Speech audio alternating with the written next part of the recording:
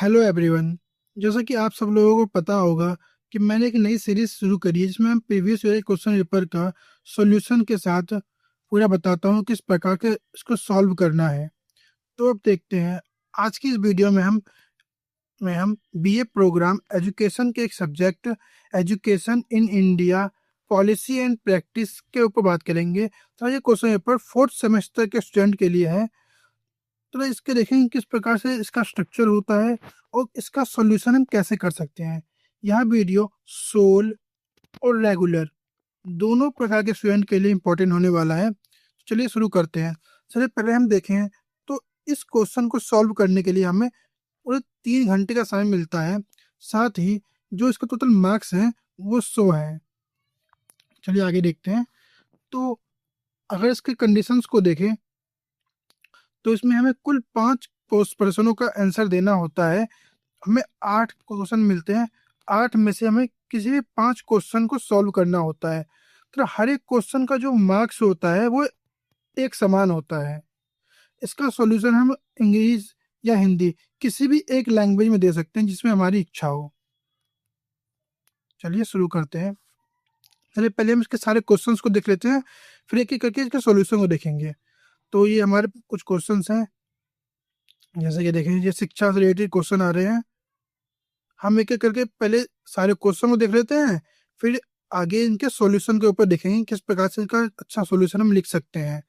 तो ना आपको पता ही होगा क्योंकि हर साल जो 16 डीयू के क्वेश्चन होते हैं वो रिपीट होते हैं और आप इनको अच्छे से प्रैक्टिस कर लेते हैं, इनके सॉल्यूशन को देख लेते हैं, तो जो अगला एग्जाम आपका होगा उसमें आपको बहुत हेल्प मिल सकती है, आप अच्छे मार्क्स ला सकते हैं।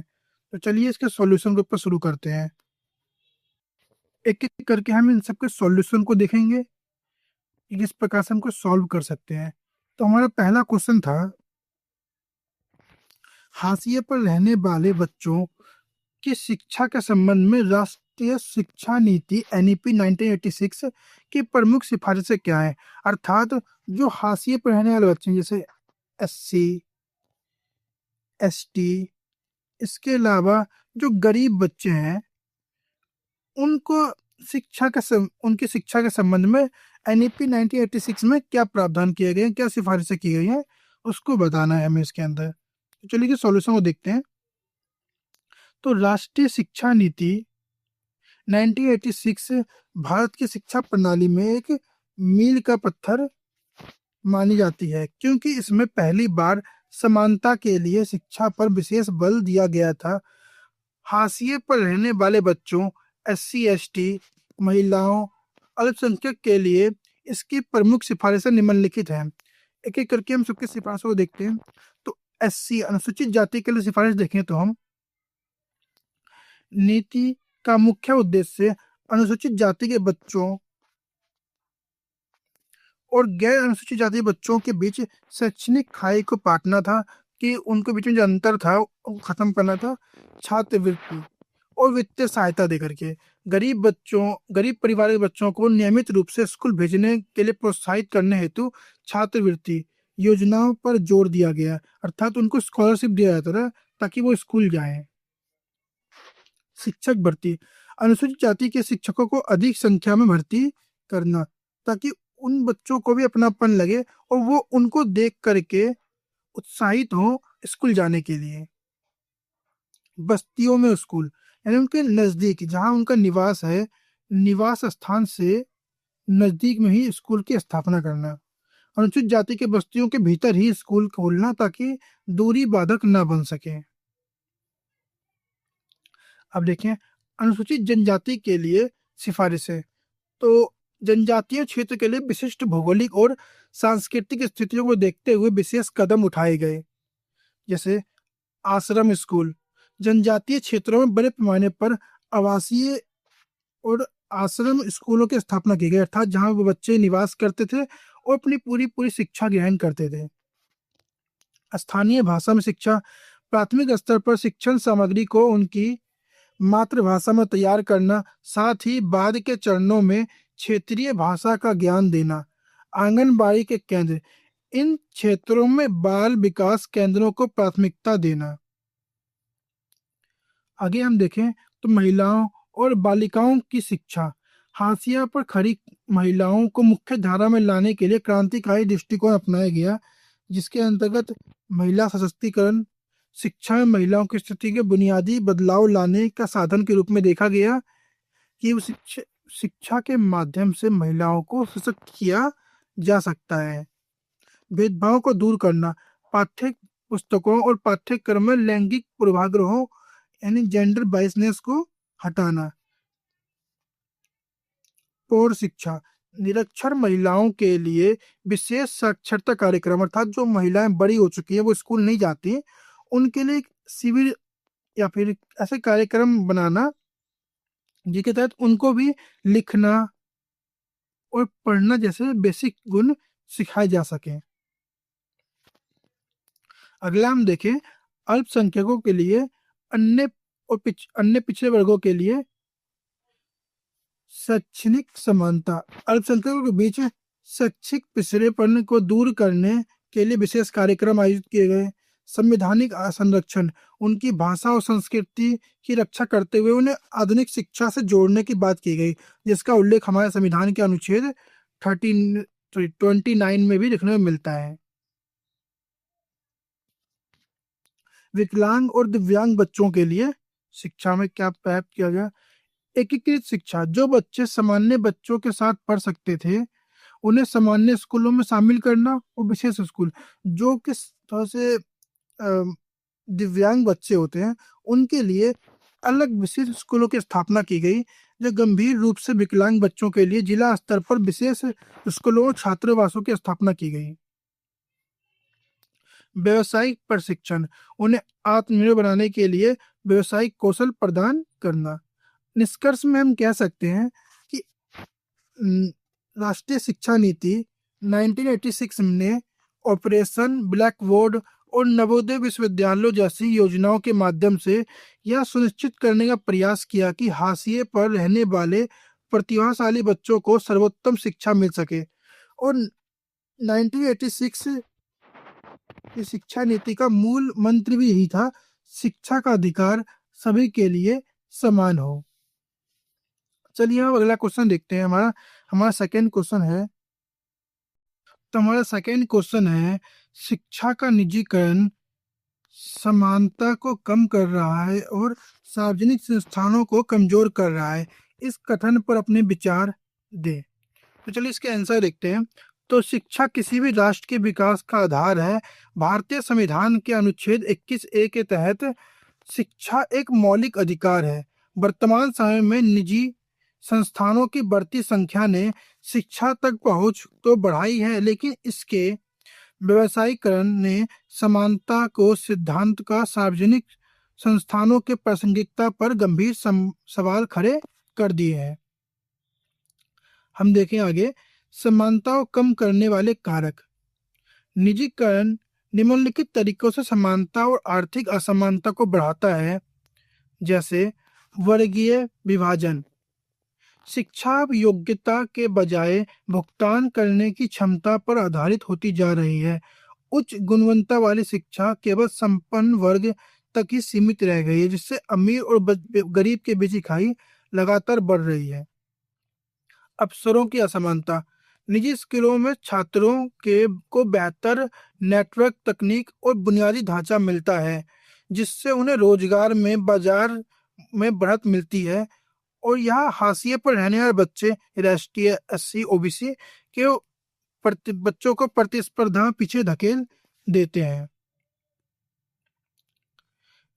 तीसरा देखें, डिजिटल डिवाइड। निजी संस्थानों ने ई लर्निंग को तेजी से अपनाया है, जबकि ग्रामीण और सरकारी स्कूलों में अभी भी बुनियादी संसाधनों के लिए संघर्ष किया जा रहा है। अब देखें सार्वजनिक संस्थानों के चयन के संबंध में। तो निजीकरण के कारण सरकारी शिक्षण संस्थानों को सामने अस्तित्व का संकट पैदा हो गया है। संसाधनों की निवेश में कमी। जब उच्च और मध्यम वर्ग निजी शिक्षा की ओर मुड़ता है, तो सार्वजनिक संस्थानों के सुधार के लिए राजनीति और सामाजिक दबाव कम हो जाता है।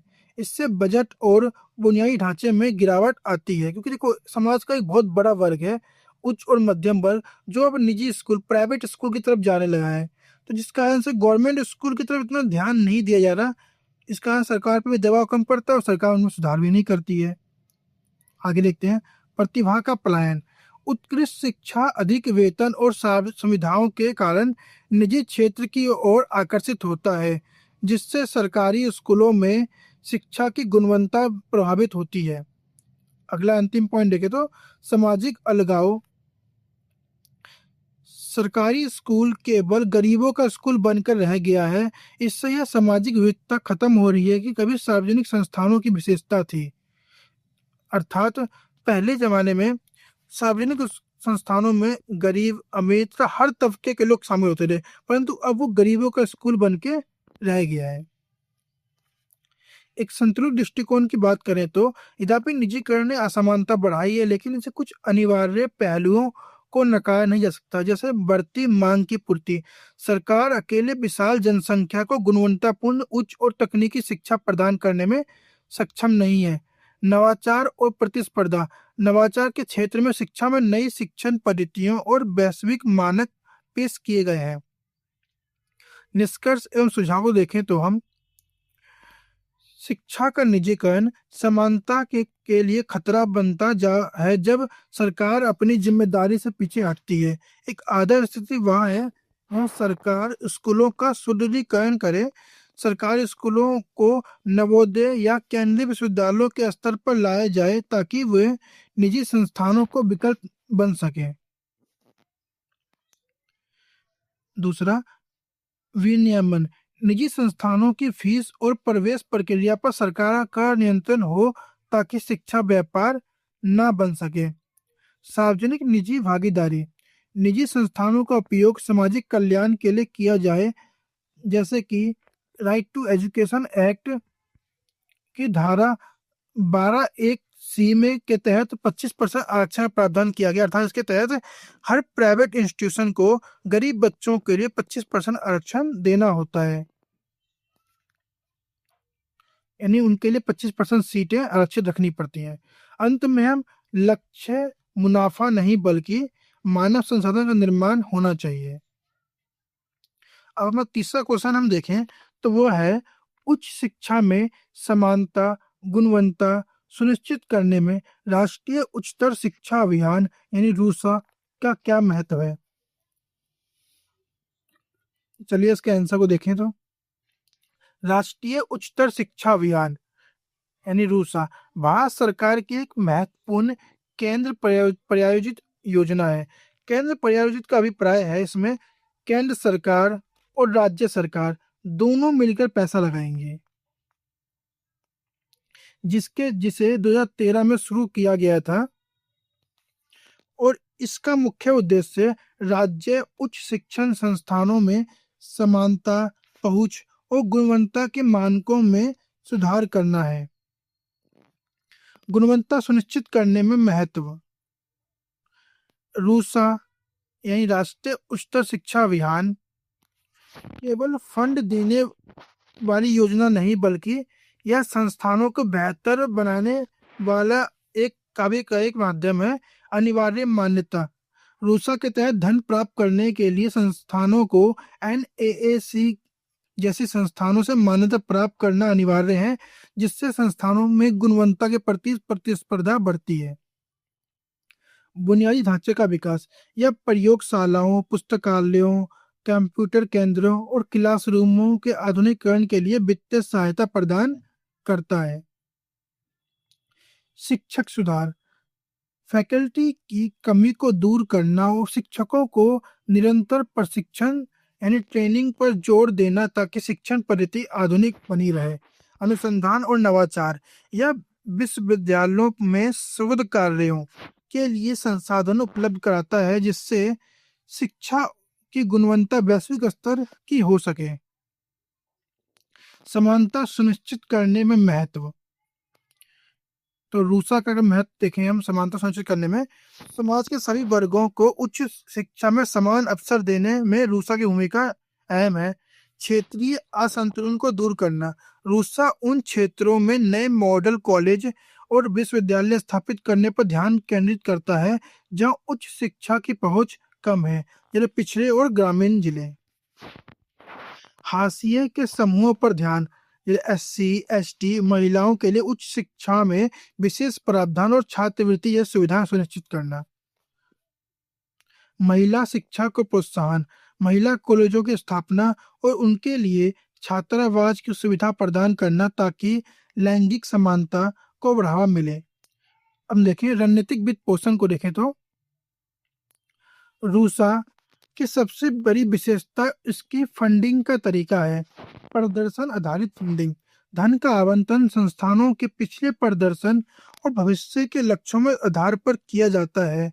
इससे संस्थानों में जवाबदेही बढ़ती है। राज्य उच्च शिक्षा परिषदों की भूमिका या राज्य को अपनी उच्च शिक्षा रणनीति बनाने की स्वायत्तता देता है, जिससे स्थानीय जरूरतों के अनुसार शिक्षा में सुधार होता है। अंत हम निष्कर्ष में कह सकते हैं कि रूसा यानी कि राष्ट्रीय उच्चतम शिक्षा अभियान भारत की उच्च शिक्षा प्रणाली में छात्र केंद्रित और परिणाम उन्मुख बनाने का एक सशक्त प्रयास है।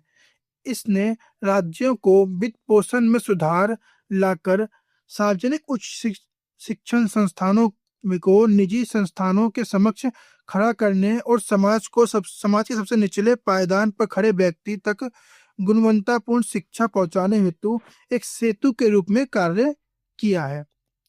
रूसा की वर्तमान स्थिति की बात करें तो नई शिक्षा नीति के अनुरूप रूसा को अब प्रधानमंत्री उच्चतर शिक्षा अभियान यानी PM ऊषा के रूप में पुनर्गठित किया गया है, जो अधिक व्यापक स्तर पर गुणवत्ता और कौशल विकास पर केंद्रित है।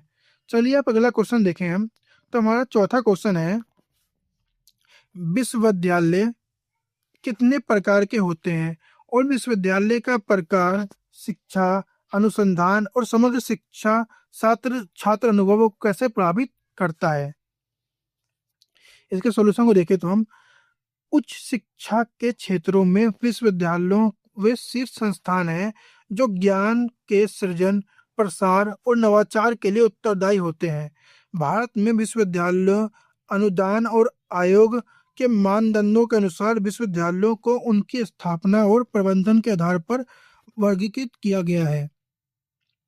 विश्वविद्यालयों का वर्गीकरण देखें यानी क्लासिफिकेशन देखें तो भारत में मुख्य रूप से निम्नलिखित प्रकार के विश्वविद्यालय पाए जाते हैं, जैसे केंद्रीय विश्वविद्यालय यानी सेंट्रल यूनिवर्सिटीज संसद के अधिनियम द्वारा स्थापित या केंद्र सरकार द्वारा पूर्णतः वित्त पोषित होते हैं, जैसे JNU AMU इत्यादि। इसके अलावा राज्य विश्वविद्यालय एक अलग कैटेगरी है। राज्य विश्वविद्यालय के अधिनियम द्वारा स्थापित होते हैं, इनका प्रबंधन राज्य सरकारों द्वारा किया जाता है। डीम्ड विश्वविद्यालय ये उच्च प्रदर्शन वाले संस्थान होते हैं जिन्हें विश्वविद्यालयों के समान स्वायत्तता और दर्जा प्रदान किया जाता है। अंततः मैं कहता हूँ निजी विश्वविद्यालय, इनका संचालन निजी समूहों या ट्रस्ट के द्वारा किया जाता है, हालांकि इन्हें UGC के मानदंडों के अनुसार का पालन करना अनिवार्य होता है। प्रभाव की बात करें तो शिक्षा अनुसंधान और छात्र अनुभव। विश्वविद्यालय के प्रकार सर्वगीण विकास को 3 प्रमुख क्षेत्रों में प्रभावित करता है। पहला, शिक्षा की गुणवत्ता और पाठ्यक्रम स्वायत्तता। केंद्रीय और डीम्ड विश्वविद्यालय अपने पाठ्यक्रम को आधुनिक समय की मांग के अनुसार बदलने के लिए अधिक स्वतंत्र होते हैं। मानकीकरण, केंद्रीय विश्वविद्यालयों में राष्ट्रीय स्तर पर का साझा पाठ्यक्रम जैसे CEUET के माध्यम शिक्षा की एकरूपता सुनिश्चित करता है। राज्य बनाम निजी, राज्य विश्वविद्यालयों में पाठ्यक्रम अक्सर पारंपरिक होते हैं, जबकि निजी विश्वविद्यालयों में कौशल आधारित शिक्षा पर अधिक जोर देते हैं। सेकेंड फैक्ट, अनुसंधान और नवाचार। फंडिंग, केंद्रीय विश्वविद्यालयों और इंस्टीट्यूट ऑफ एमिनेस को सरकार से भारी शोध अनुदान मिलता है, जो राज्य या छोटे निजी विश्वविद्यालयों में सीमित होते हैं। सुविधाएं, शोध की गुणवत्ता सीधे तौर पर प्रयोगशालाओं और डेटाबेस की उपलब्धता पर निर्भर करता है, जो आमतौर पर केंद्रीय डीम्ड संस्थानों में बेहतर होती है। समग्र छात्र अनुभव, समान सामाजिक विविधता। केंद्रीय विश्वविद्यालयों में देश के विभिन्न राज्यों के छात्र पढ़ते हैं, जिससे छात्र को लघु भारत का अनुभव होता है या उनके दृष्टिकोण को व्यापक बनाता है। आर्थिक बहनीयता और सरकारी विश्वविद्यालयों में फीस कम होने के कारण छात्रों पर वित्तीय दबाव कम होता है, जिससे वे शोध और अतिरिक्त गतिविधियों पर ध्यान दे पाते हैं। तीसरा अंतिम पॉइंट, अवसंरचना। निजी विश्वविद्यालयों में अक्सर अत्याधुनिक कैंपस, डिजिटल क्लासरूम और खेल सुविधाएं बेहतर होती हैं, जो एक प्रीमियम अनुभव प्रदान करती हैं। अंत में हम निष्कर्ष में कह सकते हैं, विश्वविद्यालय का प्रकार केवल एक प्रशासनिक ढांचा नहीं है, बल्कि यह छात्र की शैक्षणिक यात्रा को आकार देने वाला महत्वपूर्ण कारक है। जहां केंद्रीय विश्वविद्यालय शैक्षणिक उत्कृष्टता और विविधता का प्रतीक है, वहीं राज्य विश्वविद्यालय शिक्षा के लोकतांत्रिकरण में महत्वपूर्ण है। निजी और डीम्ड संस्थान आधुनिक तकनीक और व्यावसायिक कौशल के बीच की खाई को भरते हैं। चलिए अगला क्वेश्चन हम देखते हैं। तो चलिए शुरू करते हैं। हमारा 5वां क्वेश्चन है, उच्च शिक्षण में गुणवत्ता बनाए रखने और विनियमित करने में राष्ट्रीय मूल्यांकन और प्रत्यायन परिषद NAAC की भूमिका और कार्यों का मूल्यांकन करें। उत्तर, राष्ट्रीय मूल्यांकन और प्रत्यायन परिषद NAAC की स्थापना 1994 में UGC के तहत एक स्वायत्त संस्थान के रूप में की गई थी। इसका मुख्यालय बेंगलुरु में है। इसका प्राथमिक उद्देश्य उच्च शिक्षण संस्थान की गुणवत्ता का आकलन करना और उन्हें मान्यता प्रदान करना है, ताकि भारत में शिक्षा के स्तर को वैश्विक मानकों के अनुरूप बनाया जा सके। अगर हम NAAC की मुख्य भूमिका की बात करें तो गुणवत्ता का आश्वासन। NAAC यह सुनिश्चित करता है कि शिक्षण संस्थानों न्यूनतम शैक्षणिक और प्रशासनिक मान्यताओं को पूरा करते हैं।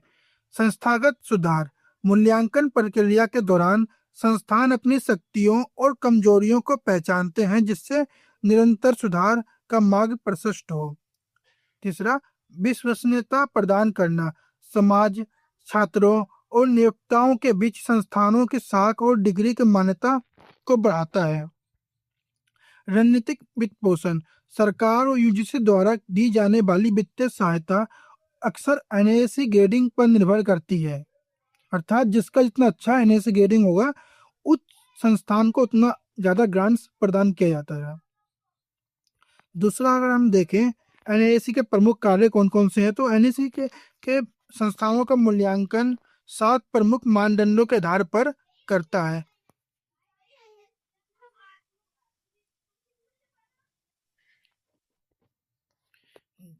जैसे पाठ्यचर्या संबंधी पहलू, पाठ्यक्रम की प्रासंगिकता और लचीलापन। दूसरा, शिक्षण अधिगम और मूल्यांकन, शिक्षण की गुणवत्ता और शिक्षकों का अनुभव और परीक्षा प्रणाली। अनुसंधान, नवाचार और विस्तार, शोध कार्य और समाज के प्रति संस्थान की योगदान। बुनियादी ढांचा और शिक्षण संसाधन, लाइब्रेरी, लैब और तकनीकी सुविधाएं। छात्र सहायता और प्रगति, शासन, नेतृत्व और प्रबंधन, संस्थानों के प्रशासन और नेतृत्व शैली। 7वां, संस्थागत मूल्य और सर्वोत्तम अभ्यास, पर्यावरण के नैतिक मूल्यों के प्रति प्रतिबद्धता। तो ये 7 ऐसे मापदंड हैं जिसके आधार पर NAAC शिक्षण संस्थानों को उनकी रैंकिंग प्रदान करता है। देखिए हम हालिया सुधार, बाइनरी और परिपक्वता आधारित मान्यता के आधार पर 2024-25 में हाल ही में NAAC ने अपनी प्रक्रिया को अधिक पारदर्शी बनाने के लिए डॉक्टर राधाकृष्णन समिति की सिफारिश को लागू किया, जिसमें बाइनरी एक्रीडेंटेशन। अब संस्थानों को ABC ग्रेड देने के बजाय केवल मान्यता प्राप्त नहीं घोषित किया जाएगा।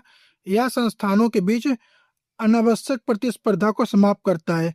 परिपक्वता आधारित ग्रेडिंग, जो संस्थान उत्कृष्ट हैं वो अब वैश्विक स्तर की रैंकिंग लेवल 1 से 5 प्राप्त करने की दिशा में कार्य कर सकते हैं। आलोचनात्मक मूल्यांकन को देखें तो हम सकारात्मक पक्ष में कह सकते हैं। सकारात्मक पक्ष को देखें तो हम प्रतिसाधात्मक माहौल, इसकी वजह से कॉलेजों में अपने बुनियादी ढांचे और शिक्षण विधियों में व्यापक सुधार किया है। जवाबदेही, संस्थानों को हर 5 साल में अपनी रिपोर्ट सार्वजनिक करनी होती है, जिससे पारदर्शिता बढ़ती है। अर्थात ये एनएएसी के कुछ सकारात्मक पहलू हैं। इसके संबंध में चिंताएं देखें और सीमाओं को देखें तो डाटा की सत्यता, कई बार संस्थान द्वारा प्रस्तुत किए गए डाटा जमीनी हकीकत में अंतर पाया जाता है। जटिल प्रक्रिया, ग्रामीण छोटे क्षेत्रों में छोटे कॉलेजों के लिए भारी दस्तावेजीकरण और तकनीक आधारित मूल्यांकन प्रक्रिया कठिन साबित होती है। अंत में हम निष्कर्ष के रूप में कह सकते हैं कि निष्कर्षतः एनएएसी भारतीय उच्च शिक्षा में गुणवत्ता का प्रहरी के रूप में कार्य करता है। हालांकि पूर्व में इसकी ग्रेडिंग प्रणाली पर सवाल उठे थे, लेकिन 2024 में नए सुधारों ने इसे अधिक तर्कसंगत और पारदर्शी बना दिया है। यह न केवल जवाबदेह बनता है, बल्कि छात्रों को गुणवत्ता और शैक्षणिक वातावरण सुनिश्चित करने में भी मदद करता है। तो हमारा छठा क्वेश्चन है, प्राथमिक शिक्षा के सार्वभौमिकरण पर शिक्षा का अधिकार अधिनियम 2009 के प्रभाव पर चर्चा करें। अगर इसका आंसर हम देखें तो भारतीय संविधान के अनुच्छेद 21A के तहत शिक्षा के अधिकार को अधिनियम 2009 का मुख्य उद्देश्य 6 से 14 वर्ष की आयु के प्रत्येक बच्चे को निःशुल्क और अनिवार्य शिक्षा प्रदान करना है। सार्वभौमिक का अर्थ है शिक्षा तक सबकी पहुंच हो और सबका नामांकन हो और सबको शिक्षा में बनाए रखना, अर्थात हर व्यक्ति तक, समाज के हर वर्ग तक शिक्षा को सुनिश्चित करना। आगे हम देखें तो अगर हम शिक्षा का अधिनियम 2009 की बात करें तो इससे कुछ फायदे हुए हैं, जैसे कि नामांकन दर में वृद्धि। भारतीय राइट टू एजुकेशन के लागू होने के बाद प्राथमिक विद्यालयों में बच्चों के नामांकन में भारी उछाल आया है। पहुंच, अधिनियम ने यह सुनिश्चित किया कि हर 1 से 3 किलोमीटर के दायरे में एक स्कूल उपलब्ध हो। इसका फायदा यह हुआ कि अब जो माता पिता उन्हें बच्चों को दूर स्कूल भेजने से कतराते थे, क्योंकि अब उनको 1 से 3 किलोमीटर के अंतर्गत ही स्कूल मिलने लगे, तो वो स्कूल उन्हें भेजने लग गए। साथ ही इसका फायदा विशेषकर लड़कियों को हुआ, क्योंकि लड़कियों को अक्सर दूर स्कूल नहीं भेजा जाता था, इसी कारण से उनका एडमिशन नहीं होता था, वो शिक्षा दूर रह जाती थी। परंतु अब उनके नजदीक स्कूल आने से उनके नामांकन में वृद्धि हुई। आगे देखें तो शून्य ड्रॉप आउट प्रयास, अनिवार्य शब्द से सरकार पर यह जिम्मेदारी डाली कि वो हर बच्चे को स्कूल तक लाए। अर्थात अगर कोई बच्चा स्कूल नहीं आ रहा है तो स्कूल से एक व्यक्ति जाएगा और एक घर में जो प्रयास करेगा कि उस व्यक्ति को भी, उस बच्चे को भी स्कूल में लाया जाए किसी भी कारण से। बुनियादी ढांचे में सुधार, अधिनियम ने स्कूलों के लिए कुछ न्यूनतम मानक निर्धारित किए, जिसका सीधा प्रभाव शिक्षा के वातावरण पर पड़ा। जैसे लड़कों और लड़कियों के लिए अलग शौचालय की व्यवस्था की गई, पीने के साफ पानी की उपलब्धता, खेल के मैदान, पुस्तकालय और बाधा मुक्त पहुंच। सामाजिक समावेश, इसकी बात करें तो आरटीई की धारा 12(1)(c) के तहत निजी स्कूलों को 25% सीटें आर्थिक और सामाजिक रूप से पिछड़े वर्ग ईडब्ल्यूएस के लिए आरक्षित की गई है। इसका सामाजिक भेदभाव कम करने और विभिन्न पृष्ठभूमि के बच्चों को एक साथ पढ़ने का अवसर दिया गया इसके द्वारा। गुणवत्तापूर्ण शिक्षण और शिक्षक छात्र अनुपात पीटीआर, इसका अगर हम देखें तो अधिनियम ने शिक्षकों की कमी को दूर करने के लिए गुणवत्तापूर्ण शिक्षा को सुनिश्चित करने के लिए जोर दिया और प्राथमिक स्तर पर 30:1 का छात्र शिक्षक अनुपात अनिवार्य किया, अर्थात हर 30 बच्चों पर एक शिक्षक का होना जरूरी है। टीटी टीचर एलिजिबिलिटी टेस्ट को अनिवार्य कर योग्य शिक्षकों की नियुक्ति सुनिश्चित की गई, ताकि जो प्रतिभाशाली जो योग्य शिक्षक हैं वही स्कूल में आए, ताकि उनके द्वारा जो शिक्षण व्यवस्था की गुणवत्ता है उसमें भी सुधार आ सके। बाधाओं का उन्मूलन, कोई शुल्क नहीं, किसी भी प्रकार की कोई फीस या कंपटीशन शुल्क पर पूर्ण रोक लगा दी गई। दस्तावेजों में ढील, जन्म प्रमाण पत्र अन्य कागजों की कमी के कारण किसी बच्चे को प्रवेश से वंचित नहीं किया जा सकता। निरोध नीति, कक्षा 8 तक किसी बच्चे को फेल न करने की नीति अपनाई गई, ताकि असफलता के डर से बच्चे स्कूल न छोड़ें। हालांकि बाद में इसमें कुछ संशोधन भी किए गए।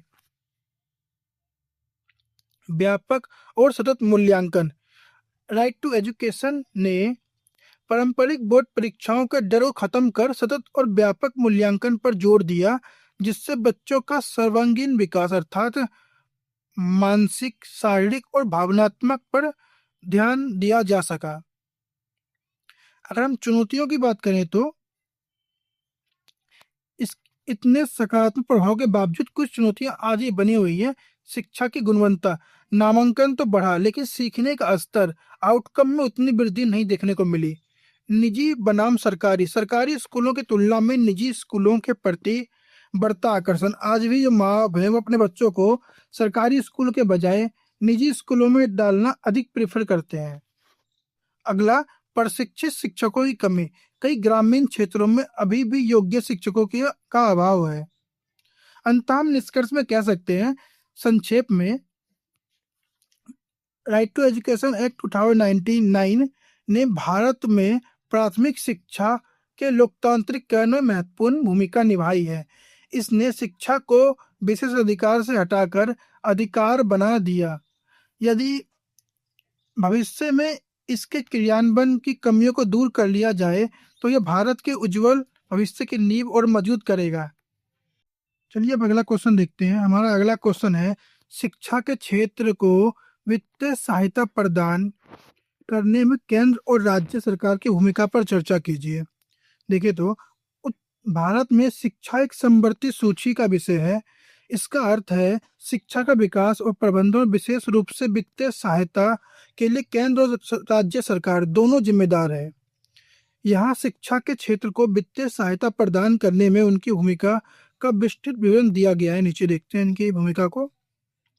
शिक्षा के वित्तीय पोषण में केंद्र और राज्य सरकार की भूमिका। भारतीय शिक्षा प्रणाली में वित्त के प्रबंधन मुख्य रूप से साझा उत्तरदायित्व के सिद्धांत पर आधारित है। पहला पॉइंट, केंद्र सरकार की भूमिका। केंद्र सरकार मुख्य रूप से नीति निर्माण, मानक तय करने और बड़े पैमाने पर वित्तीय अनुदान प्रदान करने का कार्य करती है। प्रमुख योजनाओं का वित्त पोषण, जैसे केंद्र सरकार समग्र शिक्षा अभियान, मिड डे मील, पीएम पोषण और नवोदय विद्यालय जैसी बड़ी योजनाओं का एक बड़ा हिस्सा वहन करती है। अनुदान अनुपात, केंद्र और राज्यों के बीच वित्तीय बोझ आमतौर पर 60 और 40 का अनुपात होता है, परंतु जो उत्तर पूर्वी और हिमालयी राज्य हैं उनके लिए 90 और 10 का अनुपात रखा गया है। उच्च शिक्षा में सहायता, केंद्र सरकार यूजीसी विश्वविद्यालय अनुदान आयोग के माध्यम से विश्वविद्यालय और कॉलेजों को शोध और विकास के लिए ग्रांट प्रदान करती है अर्थात अनुदान देती है। शिक्षा के उपकर, केंद्र सरकार प्रत्यक्ष करों पर शिक्षा उपकर लगाकर धन जुटाती है, जिसका उपयोग केवल शिक्षा के बुनियादी ढांचे को सुधारने के लिए किया जाता है। राज्य सरकार की भूमिका की बात करें तो हम, चूंकि शिक्षा का वास्तविक क्रियान्वयन जमीनी स्तर पर राज्यों द्वारा होता है, इसलिए राज्यों की भूमिका अधिक विस्तृत और व्यवहारिक होती है। बजटीय आवंटन, राज्य सरकार अपने कुल बजट का एक महत्वपूर्ण हिस्सा अक्सर 15 से 25% तक शिक्षा पर खर्च करती है। शिक्षकों का वेतन, स्कूल शिक्षा में सबसे बड़ा वित्तीय खर्च शिक्षकों और कर्मचारियों का वेतन होता है, जिसका वहन मुख्य रूप से राज्य सरकारें करती हैं। स्थानीय छात्रवृत्तियां, राज्य अपनी विशिष्ट सामाजिक स्थिति के अनुसार छात्रों, अनुसूचित जाति जनजाति के पिछड़े वर्ग के छात्रों के लिए विशेष वित्तीय सहायता वजीफा प्रदान करती है। बुनियादी ढांचा, स्कूलों के निर्माण, रखरखाव और बिजली पानी, स्थानीय स्तर पर पाठ्य पुस्तकों का वितरण राज्य के वित्तीय अधिकार क्षेत्र में आता है। वित्तीय सहयोग के प्रमुख माध्यम को हम दो प्रकार से देख सकते हैं: राज्य की भूमिका और केंद्र सरकार की भूमिका। प्राथमिक शिक्षा: समग्र शिक्षा के तहत तकनीकी और प्रमुख वित्तीय सहायता केंद्र सरकार देती है। विद्यालय प्रबंधन, शिक्षकों का वेतन और स्थानीय संचालन राज्य सरकार देखता है। उच्च शिक्षा में आईआईटी, आईआईएम और केंद्रीय विश्वविद्यालयों का पूर्ण वित्त पोषण केंद्र सरकार देखता है, जबकि राज्य विश्वविद्यालय और कॉलेजों की स्थापना एवं रखरखाव को राज्य सरकार देखती है। उसी प्रकार तकनीकी शिक्षा के क्षेत्र में एआईसीटीई के माध्यम से मानकों और अनुदान का प्रबंधन किया जाता है, जबकि राज्य सरकार राज्य तकनीकी संस्थानों के लिए बजट आवंटन करती है। चौथा, वित्त पोषण में चुनौतियों को हम देखें तो वित्तीय असंतुलन: कई बार राज्यों के पास संसाधनों की कमी होती है, जिससे केंद्र द्वारा प्रायोजित योजनाओं के लिए अपना हिस्सा, जो कि 40% लगभग कभी कभी रहता है, नहीं दे पाती है। जीडीपी का कम हिस्सा: कोठारी आयोग ने शिक्षा पर जीडीपी का 6% खर्च करने का सिफारिश की थी, लेकिन वर्तमान केंद्र और राज्य सब मिलकर लगभग 3 से 4% ही खर्च कर पा रहे हैं। धन का असमान वितरण: शहरी क्षेत्रों में स्कूलों को ग्रामीण क्षेत्रों के तुलना में अधिक वित्तीय लाभ मिलता है, जबकि ग्रामीण क्षेत्रों को कम लाभ मिलता है, कम वित्तीय अनुदान मिलता है। अंततः हम निष्कर्ष पर कह सकते हैं, शिक्षा के क्षेत्र में वित्तीय सहायता का ढांचा सहकारी संघवाद का एक उत्कृष्ट उदाहरण है। केंद्र जहां दिशा निर्देश और बड़े बड़े फंड प्रदान करता है, वहीं राज्य सरकार इसमें अंतिम व्यक्ति तक पहुंचाने का काम करती है। दोनों के बेहतर समन्वय ही भारत की शिक्षा व्यवस्था को सशक्त बना सकता है। अब हम अंतिम क्वेश्चन देखते हैं। अंतिम क्वेश्चन में हमें कुछ हमें तो 3 पॉइंट दिए गए हैं, उनमें किसी भी 2 पर हमें टिप्पणी करनी है। पहला है गुणवत्ता सुधार में छात्र शिक्षक अनुपात, जो मैंने पहले बताया था, जल्दी 1:30 की बात कही गई थी, उसी के बारे में बताना है अच्छे से। छात्र शिक्षक अनुपात शिक्षा की गुणवत्ता का सबसे महत्वपूर्ण पैमाना है। सरल शब्दों में यह एक स्कूल में छात्रों की कुल संख्या और उपलब्ध शिक्षकों की संख्या के बीच अनुपात है। गुणवत्ता सुधार में इसकी भूमिका संक्षिप्त टिप्पणी यहाँ दी गई है। व्यक्तिगत ध्यान: जब कक्षा में छात्रों की संख्या कम और शिक्षक उपलब्ध होते हैं, तो प्रत्येक शिक्षक बच्चों की सीखने की क्षमता और उसकी समस्याओं को व्यक्तिगत रूप से समझ पाते हैं। इससे कमजोर छात्रों को विशेष सहायता मिलती है। प्रभावी कक्षा प्रबंधन: कम अनुपात होने पर शिक्षक कक्षा में अनुशासन बनाए रखने और शिक्षण गतिविधियों को बेहतर ढंग से संचालित करने में सक्षम होते हैं। इससे सीखने का माहौल में सुधार होता है। मूल्यांकन की गुणवत्ता: शिक्षक बच्चों को होमवर्क, असाइनमेंट और परीक्षाओं का गहराई से विश्लेषण कर पाते हैं, क्योंकि बच्चों की संख्या कम होती है, इसलिए वो आराम से उसका असाइनमेंट, होमवर्क को ध्यान से देख पाते हैं। फीडबैक के समय वो सटीक मिलता है, जिससे छात्र अपनी गलतियों को सुधार कर पाते हैं। वहीं अगर बच्चों की संख्या अधिक होगी तो अच्छे से वो लोग एबिलेट नहीं कर पाएंगे उनके कार्य को, जिस कारण से उनके और ज्यादा सुधार हो नहीं पाएगा।